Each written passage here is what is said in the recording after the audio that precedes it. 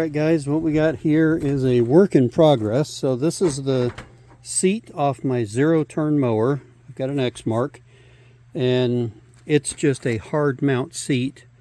There is no kind of suspension whatsoever. There's that one bump stop, and all that is just to keep the seat from vibrating, I think, on the fuel tank.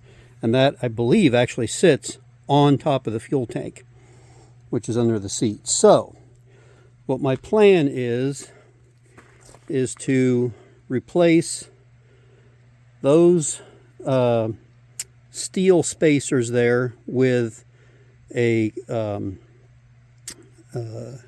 neoprene spacer that I bought, or it's some kind of a rubber spacer. And then I'm also making the seat sets very low on the tractor, and it's difficult to get up out of.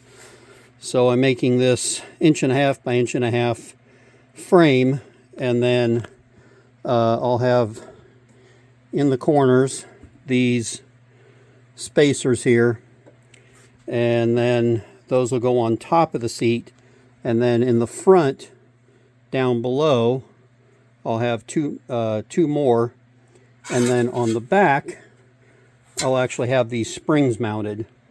These will probably be mounted to the seat frame, but I haven't fully worked everything out yet. It's still kind of a plan in progress here, but that's the idea. So I'm going to gain 1.5 inches from the frame itself in height, plus these are 1-inch spacers, but I believe they're actually a little longer than 1 inch. They're probably millimeters, so they're a little longer, because they definitely seem taller than 1 inch. And so I'll have suspension from these springs in the back where you lean back on the seat, but that'll actually keep it leaning slightly forward, I think. And then the seat doesn't tilt on its own either. There's no tilting mechanism built in. So I'm going to work on these bolts right here are what bolted in the back and keep it fixed. So I'm going to see about replacing these bolts with some sort of a quick pin, probably a pin that, like, you push the back and it's got the little ball bearings and you slide it through, and when you release it, it catches. That way I can just reach in, pull those pins out. Those usually have a ring on them, and then I can attach those to the tractor itself with a cable, so that when I do pop them out of there to tilt the seat forward, then I won't lose them. So that's the plan.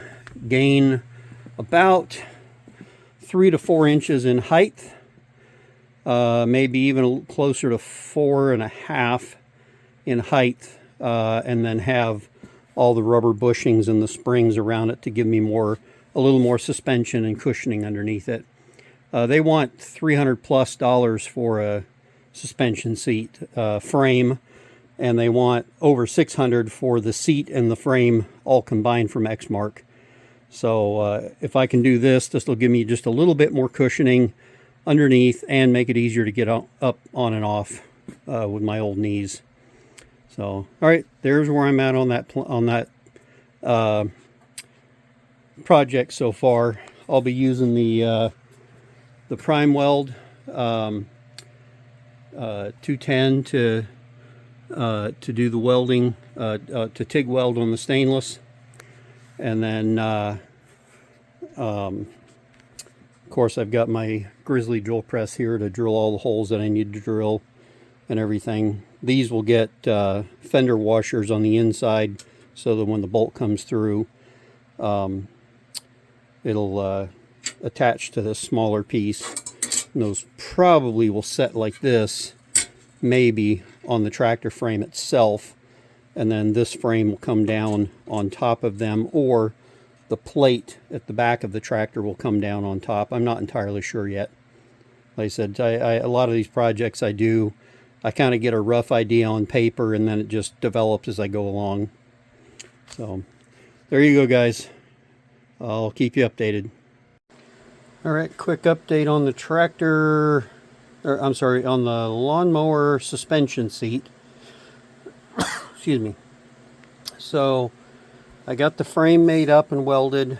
I'm making up this bracket here, which is a piece of angle iron, and it's going to have this spring, two of them, one here and one here, bolted to it, and then that's going to mount actually this way to the inside of the mower frame using existing holes. Then that'll give me spring at the back of the seat, and then I'll have this assembly basically all the way around, which will be bolted to the glider, which will then be bolted to the seat frame, which is right over here. Actually, I had to take the padding off the bottom of the seat to be able to get to the bolt holes, to the nuts to remove it. And then this will get mounted through the end of the square tubing here, and then another bushing on the top. This inner bushing is to help prevent this tube from crushing down. So I'm going to have a combination of rubber and metal bushings in there to take up that space in there. And then I'll have one bushing on the top. That's going to gain me a total of 3.5 inches in height in the front, and then a tiny bit more with the spring in the back. So I'll probably wind up with about 4 to 4.5 in the back, but once I sit down on the seat, it'll settle down in. So that's where I'm at. All this assembly gets mounted to the seat plate here, which will then also allow me to have this seat folding, because the back of that seat plate is just going to rest on these springs here, and therefore I'll be able to just tilt the seat forward when I need to, not having to worry about unbolting it, because these two holes down here at the base, here and here, had bolts in them to keep the seat from folding and hold it in place. I'm going to eliminate those and just let it rest on these springs, and I'll be good to go. All right, thanks. All right, here we are back on the mower. I believe I'm going to skip on the spring assembly. I thought this lip right here actually went over this frame, but it actually sits behind it, and the bolts go through here and over here. So the bolts are what's holding this frame up, not this lip sitting on top of here, on top of this plate. So that changes my engineering for putting the springs in there. So I'll have to revisit that if I think it needs the springs. But right now it's got